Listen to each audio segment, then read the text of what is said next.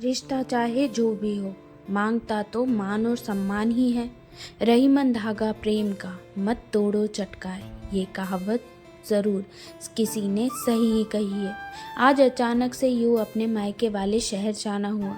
जब रास्ते में थी तब माँ को फ़ोन लगाया, ये बताने के लिए कि मैं थोड़ी देर बाद आपके पास आ जाऊंगी, पर खुद ही सरप्राइज हो गई जब पता चला कि माँ तो पापा के साथ खुद अपने मायके गई हुई है। नानी जी की तबीयत बहुत खराब है। मन उदास हो गया, लेकिन फिर लगा कि भाई भाभी सब तो है, कोई बात नहीं, उनसे मिलना हो जाएगा। पर अब सफ़र में मन नहीं लग रहा था। बार बार रह रह कर यही लग रहा था कि मुझे फ़ोन करके आना चाहिए था, पर फ़ोन भी क्या करती, अगर ज़रूरी काम नहीं होता तो आती ही नहीं। बुआ सास की तबीयत अचानक से खराब हो गई और मम्मी जी का आना नहीं हुआ, इसलिए मैं और अनुपम दोनों ही उनसे मिलने निकल गए। आखिर बुआ जी भी तो मेरे मायके वाले शहर में ही थी। सोचा था कि बुआ जी से मिलकर कुछ दिन मायके रह आऊंगी।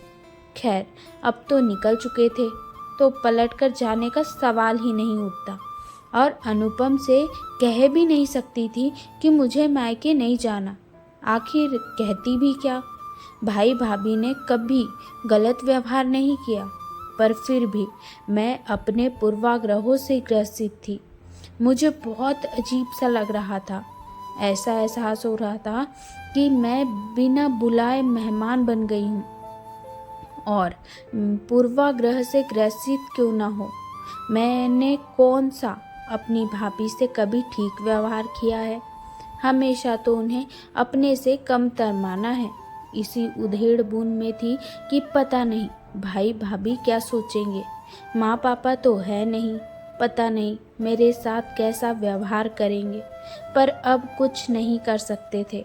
आखिर ससुराल में भी तो जोश जोश में कहकर आई थी, औरों की बहुएं भी तो कुछ दिन मायके रुकती है, तो मैं भी कुछ दिन मायके रह कर आऊंगी। करवाओ अपनी नई बहू से काम, जोश जोश में बोल तो दिया था, पर अब काश सोच कर बोला होता, पर करती भी क्या। ससुराल वालों की तो छोटी छोटी बातें भी ताने ही लगती है। उस दिन जब सासू माँ ने नई देवरानी के लिए कहा, नई बहू के कामों में बहुत स्फूर्ति है, पता नहीं क्यों बर्दाश्त नहीं कर पाई और जोश जोश में कुछ दिन मायके रहने की बात कहकर आ गई। पर इस बार सासू माँ ने ना रोका, क्योंकि अब तो उनके पास काम करने के लिए नई बहू आ चुकी थी, तो भला क्यों रोकती, क्यों अब मेरे नखरे उठाती। पर पता नहीं क्यों देवरानी आने के बाद दिल में डर बैठ गया कि अब अपनी जगह संभाल कर रखनी होगी। खैर, पूरे रास्ते यही उधेड़ बुन चलती रही और मुझे कब नींद आ गई पता ही नहीं चला। जब नींद खुली तो ट्रेन स्टेशन पर लग चुकी थी। हम दोनों ने अपना सामान लिया और ऑटो पकड़कर बुआ जी के घर की तरफ रवाना हो गए।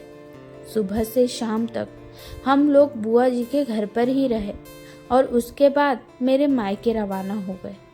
वहाँ पहुँचे तो भाभी और दोनों बच्चे ही थे। भाई काम से बाहर गया हुआ था।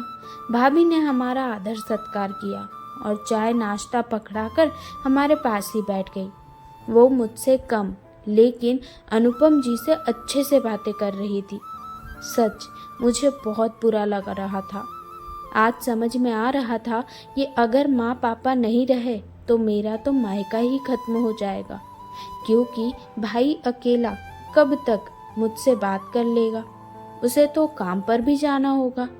घर में तो भाभी ही रहेगी ना। रह रह कर याद आ रहा था भाभी का वो हंसता खिलखिलाता चेहरा जो उनकी शादी के बाद था। हर बात में वो मुझे ही सबसे पहले पूछती थी, पर पता नहीं क्यों भाई की शादी होते ही मुझ में ननद वाली टेक क्यों आ गई। हर बात में सीधे मुंह तो उनसे बात करती ही नहीं थी, हर बात में रोकना टोकना करना। धीरे धीरे उन्होंने ही मुझसे दूरी बना ली, पर इस बात का मुझे कोई खास फर्क नहीं पड़ा, क्योंकि मायके में माँ तो थी ही ना। मैं तो वैसे भी जब भी मायके आती तो माँ के कमरे में ही बैठी रहती थी और मेरे सारे काम बैठे बैठे ही होते थे। भाभी ही चक्करघिनी की तरह घूमती रहती थी। माँ कई बार समझाती भी थी, पर नहीं, मैं तो ननद हूँ ना। तभी बातों बातों में उन्होंने बताया कि माँ ने फ़ोन करके बता दिया कि हम लोग आने वाले हैं। ये सुनकर और बुरा लगा।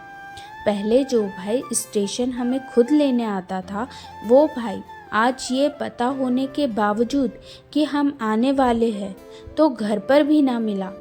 दिल में इतनी हलचल मची हुई थी कि बेचारा दिल सकारात्मक तो कुछ सोचने को तैयार ही नहीं था। हो सकता है कि भाई को काम होगा, पर नहीं, वो तो हर बात को नकारात्मक ही लिए जा रहा था। दिल इतना हैरान, परेशान, उदास था कि उसे पास में खेलते छोटे छोटे भतीजे भतीजी में नजर नहीं आ रहे थे, जो हर बात में बुआ ये देखो, बुआ वो देखो कहकर अपने अपने खिलौने दिखाने में लगे हुए थे। थोड़ी देर बाद भाई भी घर पर आ गया। बातों ही बातों में शायद वो मेरी मनोदशा जान चुका था, पर वो कुछ नहीं कर सकता था। उसकी कोई गलती भी नहीं थी, गलती हमेशा मेरी ही तो रही है। उसने शुरू शुरू में खूब समझाया था, पर तब मैं ये समझने को तैयार ही नहीं थी।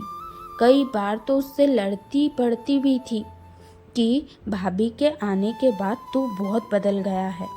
जब मैं कुछ नहीं समझना चाहती तो बेचारा भाभी को ही समझा देता था।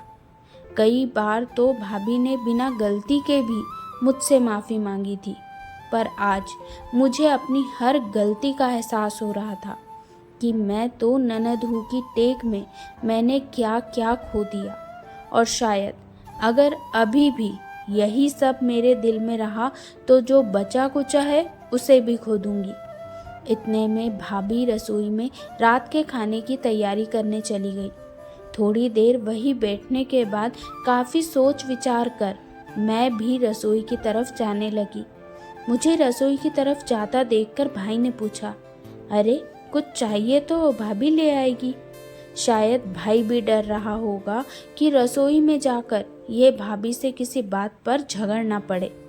नहीं भैया, वो मैं यहाँ बैठी बोर हो रही थी तो सोचा भाभी की मदद कर दूँ। भाई एकटक मेरी तरफ देखता रहा, क्योंकि मुझसे उससे इस तरह के जवाब की उम्मीद नहीं थी। फिर उसने कहा, रहने दो, भाभी खुद ही कर लेगी, तुम आराम करो। शायद अब भाई को भी मेरे ऊपर भरोसा नहीं था, क्योंकि कभी ऐसा नहीं हुआ कि मैंने भाभी की मदद की हो। उल्टा एक दो बार भाभी ने मदद के लिए कहा था तो उसके लिए भी मैंने घर में काफ़ी हंगामा किया था।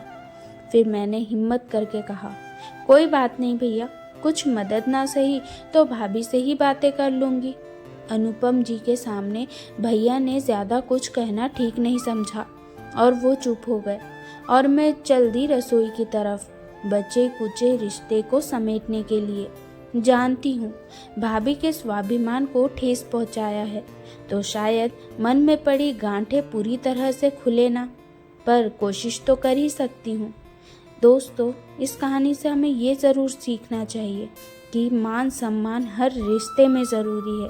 किसी को मान ना दे सको तो अपमानित भी मत करना। धन्यवाद।